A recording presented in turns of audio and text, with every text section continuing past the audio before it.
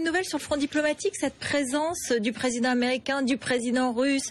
Est-ce que la France peut jouer un rôle vraiment aujourd'hui, alors qu'on a beaucoup critiqué sa passivité peut-être ces derniers temps ou son manque de dynamisme sur ce front-là, notamment dans la crise ukrainienne.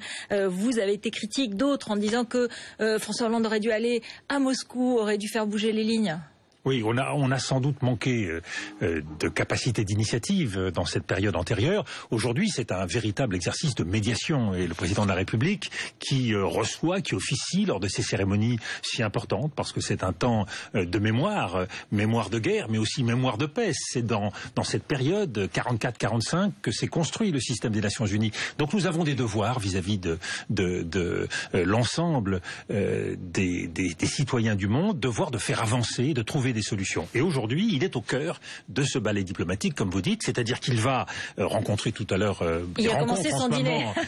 Son premier dîner avec Barack Obama. Il va souper avec Vladimir Poutine et il rencontrera, dans les heures qui viennent, le président élu ukrainien. Donc là, il y a des fils très délicats à nouer. En effet, le véritable enjeu immédiat pour la diplomatie, c'est de faire en sorte que le dialogue soit rétabli sur ce dossier si sensible et si délicat qui est le dossier ukrainien. Soit cette semaine, on nous les file, et un dialogue s'installe entre le président Hollande, Angela Merkel et Vladimir Poutine d'un côté, et de l'autre, entre Vladimir Poutine et le président Porochenko, le président ukrainien, et alors...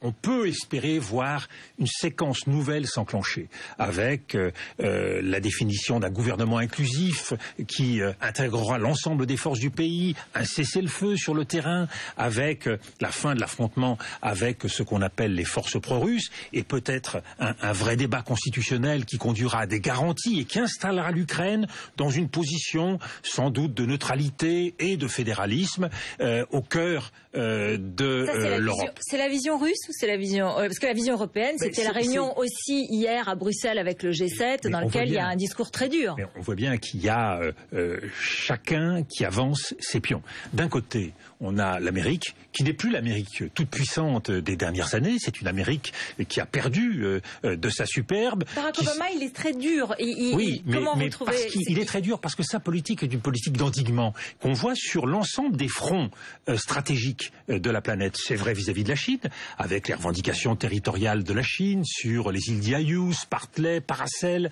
C'est vrai vis-à-vis de la Russie, devant les velléités expansionnistes de la Russie sur la Crimée, voire sur l'est de l'Ukraine. Donc face à cela, la politique des États-Unis, c'est ce qui renforce la position stratégique des États-Unis, c'est d'emblée de geler les choses, d'endiguer et de passer par-dessus l'Europe. L'Europe, elle se retrouve vassalisée, sans avoir son mot à dire. Donc ce qui se joue en ce moment... Barack Obama vassalise l'Europe aujourd'hui ? Par définition, puisqu'il court-circuite en quelque sorte les dirigeants européens et que d'une certaine façon, en restaurant une guerre froide, l'Amérique retrouve une position de maître du jeu, de maître dominant, de maître des grands équilibres. Tout l'intérêt des Européens, de tous les Européens, mais à commencer par le président de la République française et Angela Merkel, c'est de rétablir des marges de manœuvre, de rétablir un esprit de dialogue, de rétablir une capacité de médiation pour montrer que l'Europe a une capacité à agir. D'abord parce qu'elle a des intérêts propres.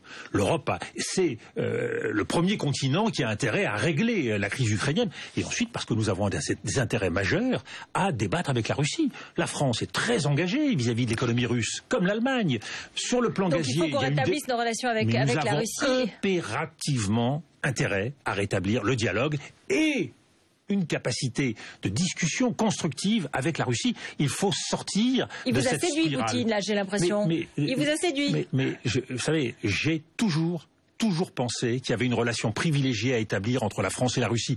Quand j'étais ministre des Affaires étrangères, avec Jacques Chirac, nous avons établi une troïka sur l'Irak qui réunissait l'Allemagne, la France et la Russie. On peut faire confiance à Vladimir Poutine. Mais on doit pouvoir créer les conditions de la confiance. Et c'est vrai des deux côtés. Parce que la Russie, de son côté, a vu émerger un nationalisme très fort. Les marges de manœuvre de Vladimir Poutine ne sont pas forcément aussi grandes que celles que l'on croit parfois en Europe et en Occident.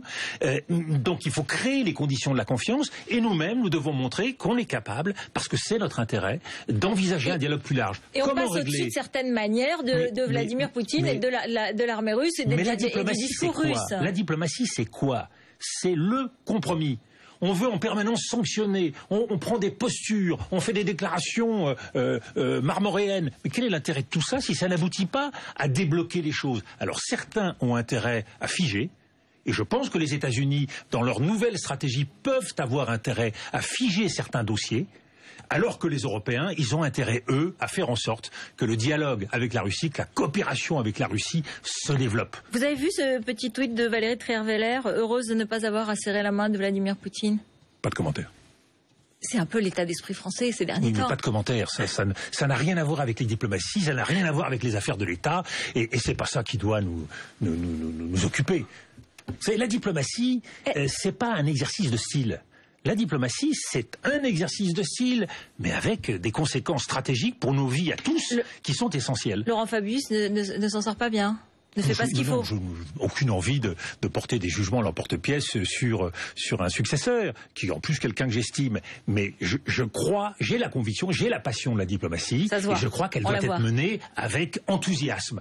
Même si il faut être capable d'avoir du sang-froid. Je crois que la diplomatie française est au travail, et j'espère que cette semaine se terminera par une reprise du dialogue entre Vladimir Poutine et le président Porochenko, et que par ailleurs, la France et l'Allemagne joueront tout leur rôle. Parce que vous savez, l'Ukraine, c'est d'abord notre affaire. C'est pas l'affaire des États-Unis. C'est d'abord notre affaire. C'est à nous à apporter le règlement de cette crise. Alors voilà, donc ça c'était l'ancien ministre des Affaires étrangères, passionné, et sur ce front diplomatique toujours passionné et toujours au courant de tout.